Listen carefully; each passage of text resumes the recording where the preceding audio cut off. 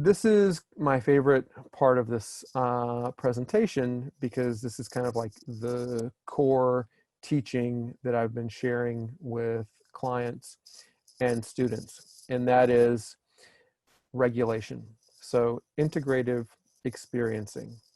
We've been talking about nervous system inputs and how our nervous system has to essentially integrate all of the things that we're being exposed to, from temperature regulation to air quality, water quality, food, etc. But what we're ultimately headed towards is a synthesis of mind and body. So that's where we're headed with integrative experiencing. So I'll tell you a little bit about it.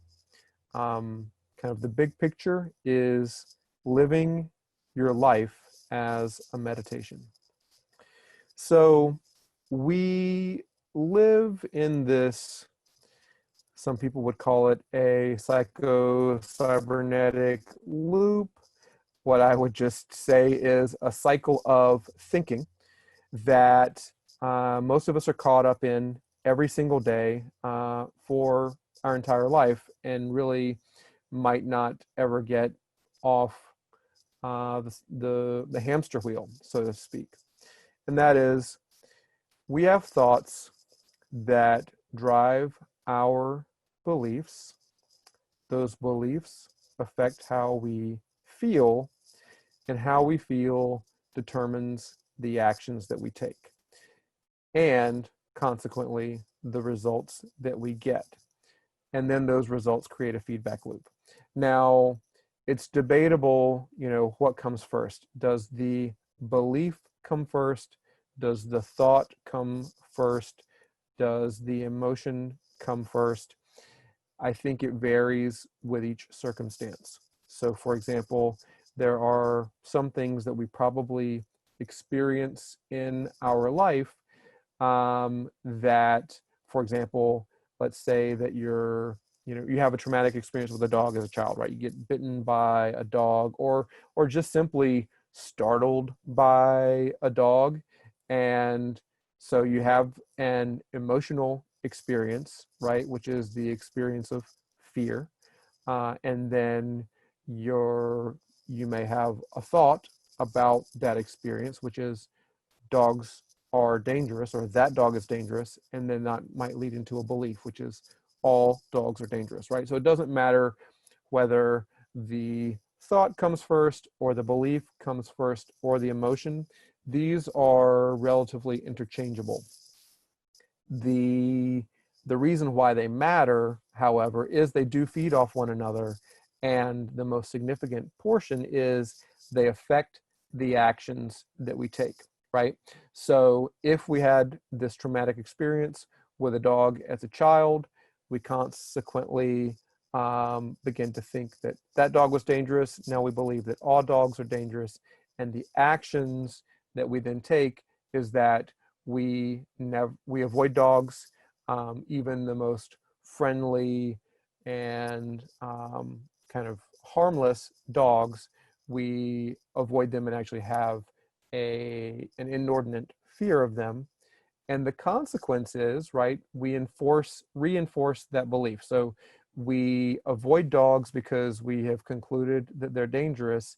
And so the results that we get is we never allow ourselves the opportunity to discover that not all dogs are dangerous, right? So that the dog example is just one of many. And all of these, or many of these biases, these thoughts, and these beliefs are formed when we are children, before the age of 7, and before our brain is fully developed. And so we have a lot of core conditioning that doesn't even map on to reality logically, but we have copied and pasted it throughout our entire life. So I call this the thought bear, the T bear, right? So beliefs, emotions, actions, results, that's the bear. So the thought, the T bear. And this is not a cuddly, friendly bear. This is a bear of a problem. The problem is that these loops of believing, feeling, acting, results, thinking, etc., these loops keep us trapped in ruts that are very difficult to break out of. But there is hope. Pull up the next slide here. Okay. So the way out of this loop, we know that if you're on a circle, that the way off of the circle is a tangent. And so the tangent that takes us off this loop of negative thinking is to integrate that experience. And what does that mean? That means, as you heard me mention earlier in the presentation, you are not what you think, right? So most of us are mistakenly identifying with the thoughts, the beliefs, and the emotions that we have in this loop up here. And the way out of that loop is the tangent of integrative experiencing. What that means is that we are actually making peace with our reality. So most of the time when we have experienced a traumatic event, negative experience, embarrassing experience, any of these things that keep us limited and playing small in our life, when that experience comes up, we naturally seek to suppress it, right? Because it's uncomfortable.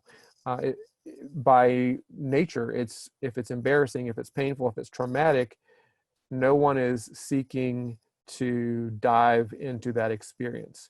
So if you think about those experiences as beach balls that we're trying to hold underwater, which occasionally surface in our life, well, a lot of people are spending all of their mental energy trying to keep these beach balls of experience under water and under wraps.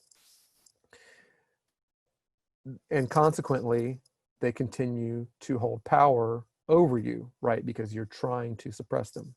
So integrative experiencing is when the beach ball of shame arises, or the beach ball of fear of dogs, or the beach ball of embarrassment, we actually, rather than stuffing it down, we turn toward that beach ball of experience.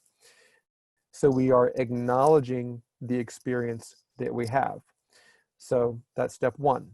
Step two is, once we acknowledge the experience that we have as simply information, then we have an opportunity to change the narrative about this thing.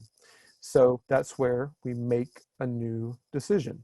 So before, we had these thoughts and beliefs that were driving our emotions, and that was affecting the action that we took that produced our results, and the system repeats itself. Here, we make a new decision, and the new decision leads to growth out of that old place, out of that old narrow paradigm of I'm not good enough, or dogs are dangerous, or insert your own issue here.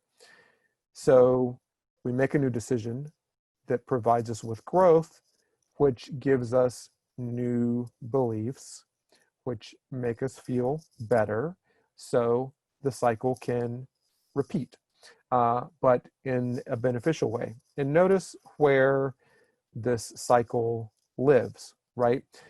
This is not completely or solely in the head. Part of the integrative experience is that we are paying attention to the embodied component of these mental experiences. And that when we start paying attention and acknowledging those beach balls of experience that are welling up within us, we suddenly begin to notice, whoa, there is actually tightness in my chest, or constriction in my throat, or tightness in my legs. People hold these experiences in all kinds of places in the body. But when we begin to make peace with our own reality and make peace with our own experience, we're able to transform these experiences so that they no longer hold power over us the way that they did before. So we move from being the thought bear to a place of being. So a place of integrated experience.